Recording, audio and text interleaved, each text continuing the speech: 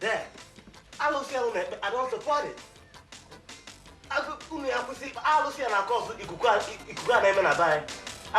it. It's a natural occurrence.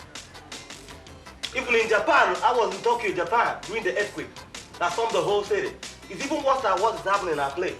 So ikuku would send it everywhere. Gente. Oh, ikuku ba anya. Nke na-eme ba anyị. Onya nke anyị dị iche, nke menwa dị iche. Nke anyị na-emebila anyị benya ka achọ ka edozie. That's the point. You made the point. Ikuku anaghị ka ụlọ ebe na-abụ okirikiri. The whirlwind is the same thing. That's the point I'm making. Ana-akọwa dị na nke dị na be anyị bụ ya na-akpali na-elu ebe a. The same thing. Ọ bụrụ ya. Geoffrey Kangwal. Ijekwe n'ụlọ ụka. Ife ọ na-eme. Ife ise na-eme. Ife ụlọ be ndị mmadụ ka you. Igwe. No. Igwe marụ. Igwe. Igwe. Agha n'onwe ya. Agha n'onwe ya. Agha. Abani ubi enwekakwa mmadụ. Oh, no, I'm going to from New York. I'm just going to. Abani ubi enwekakwa. Ọ wee ka m wee ikuku a. Anyị nwe mmadụ. Isi abụkwa bụ. Nwoke asụchasịara iwe. Earth conspiritual. Oyibo ka ọ na-abụ. Nwoke a na-asụ oyibo.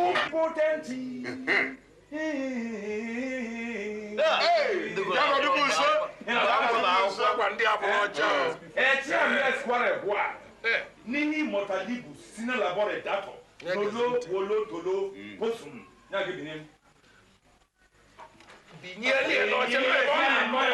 Oh, that's my friend. That's my friend. Oh, no. He doesn't have to get out. Hey, what's up, man? Sit. Hit it there. I'll make me back. No, so. No. No.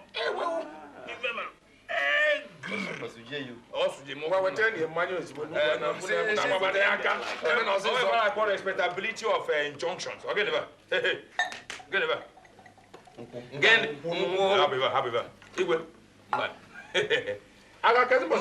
when a man gets to the height of respectability, he becomes a non-personal grantor of localization. That's my man! That's my man! Say something, man! The problem even in I put in that was in my office.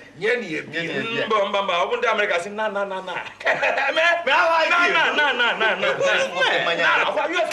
I like this man, man. New York. Man, New York. New York, neighbor. New York, New York. If it's trouble, parlez-vous cognac. Cool like that, man. Cool like that. I'll give it to you. Hey, boy, come over here. Yeah. I'll give it to you. Hey, sit. Come on. Hit it. Hey, man. See. Hey, boy. Cognac, boom. Parlez-vous cognac. You know, the brew system is different. It's less malt, less barley, less crashy. I like that, man. I like the point you made, man. In South Pacific, talk to them. Why can so? 77 kilometers from the heart of the city. Parlez-vous cognac, parlez-vous lodo cognac, parlez-vous lodo cognac, swash.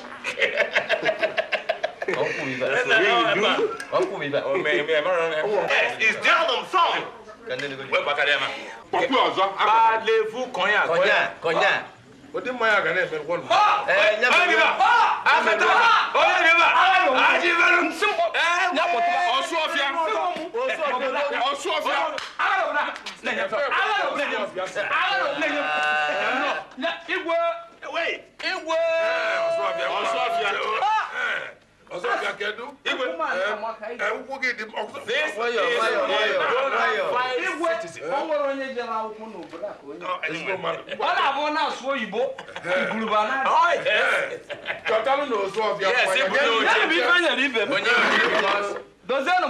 This man, you see here, Igwe, is a bona fide citizen of the community. Dad, I don't want this drunk here.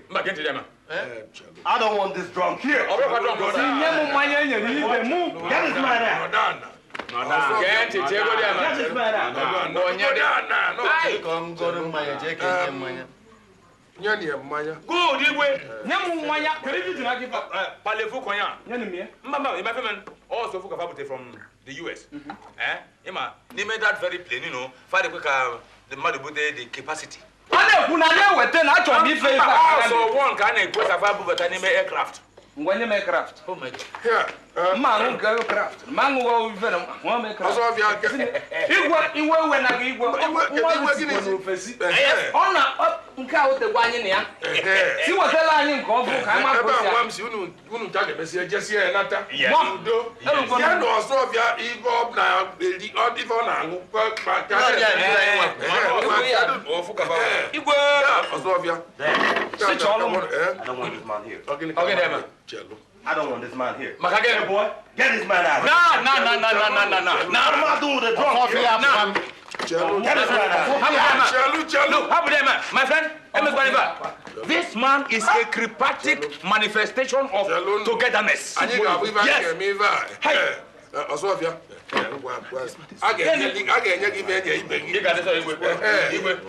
Oh yeah. Imagine such a man with positivity. So why you want man And he came from the home bedecked with what they call succinct innuendos. My brother queen innuendo. Osuofia. The bella and you, Nanyaka from my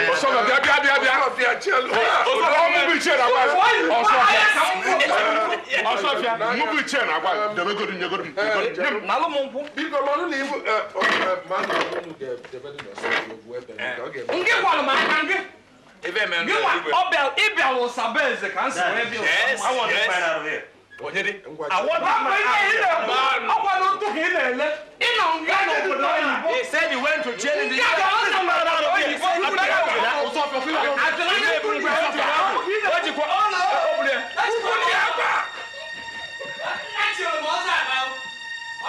Yes, and I want that.